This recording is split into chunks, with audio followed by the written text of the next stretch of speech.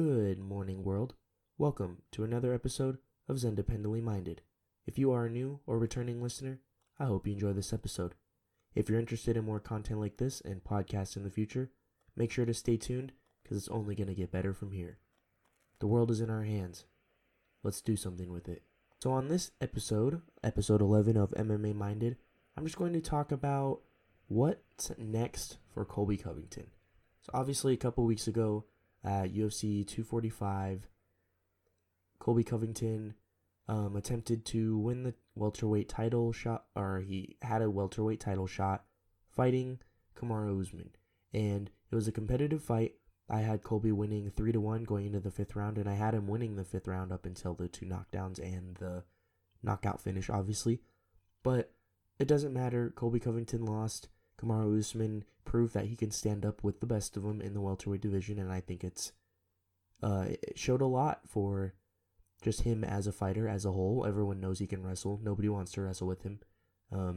But standing up was something that a lot of people saw was his weakness, and I think that he showed he can take shots, and he also showed a little bit of a weakness in the stand-up game, but he showed that he can stand with the best of them. So it was a very good fight. One of my favorite fights of the year. Was hoping to see Colby Covington come out on top, but he lost. I'm not a huge Colby Covington fan. I just like seeing him fight. He's a fun fighting style. Pushes a lot of pace, a lot of pressure, and only hits 60 to 70% power in his shots. And goes for a lot of takedowns, smothers people. It's just a fun style. I enjoy watching him fight, and I hope he gets booked for another fight soon. So I wanted to discuss 3 possible opponents for Colby Covington. Obviously, the first one is one that everyone's been talking about. It's Jorge Masvidal. A lot of people have speculated that their beef was fake, but a lot of people at American Top Team, including Dustin Poirier, who is one of Jorge Masvidal's best friends, pretty much confirmed that it's real. And that being said, there's a lot of storyline there. There's a lot of drama. They're ex-best friends, went to college together, dormed together, trained together, went through a lot of stuff together. When Colby Covington was financially struggling, Jorge Masvidal let him sleep on his bed, all that stuff. But just ex-best friend turns foe, that would sell out that fight, that card, that stadium by itself. And there's a lot of stuff there. I would love to see Jorge Masvidal get a big money fight with Colby Covington. I guess you could say he got his money fight with Nate Diaz already, but I would love to see him fight Colby. I like both guys. I like Jorge Masvidal a little bit more. He's a likable guy. He walks the walk, doesn't just talk the talk, and I would love to see him fight Colby. But I think there's also a strong possibility that he'll be fighting Conor too, for maybe the BMF title. I know Dana White has said that it was a one-time thing, but Conor McGregor has a little bit of leeway, a little bit of push with Dana White in the UFC. So we'll see how that plays out. But Jorge Masvidal will be one of 3 possible opponents for Colby Covington.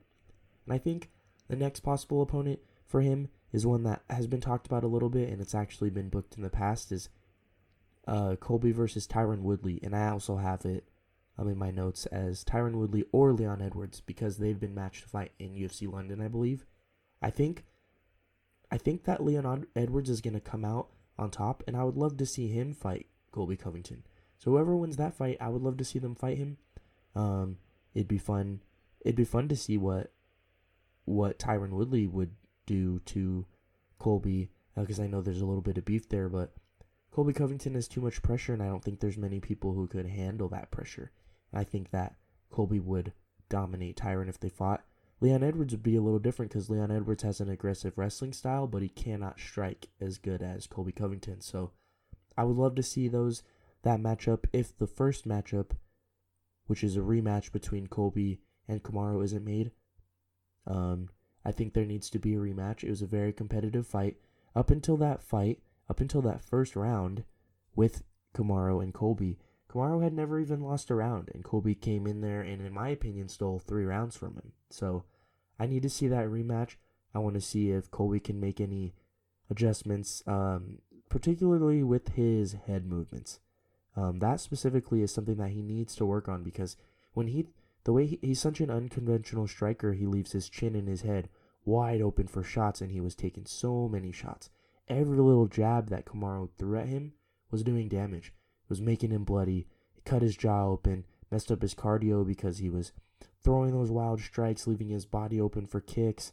And I just would love to see him readjust and see if Kamaru could also readjust and possibly beat Colby again. If that rematch were to take place, I think it'd be one of the most watched rematches in UFC history. So, Dana White, UFC, make it happen.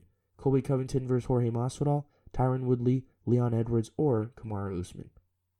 Thank you for tuning in to this 11th episode of MMA Minded. I'm really enjoying doing this, guys, and I'm just going to have to get back into the groove after being gone for almost 3 weeks. I hope you stay listening and stay sharing with your friends and family. And don't forget, the world is in our hands. Let's do something with it.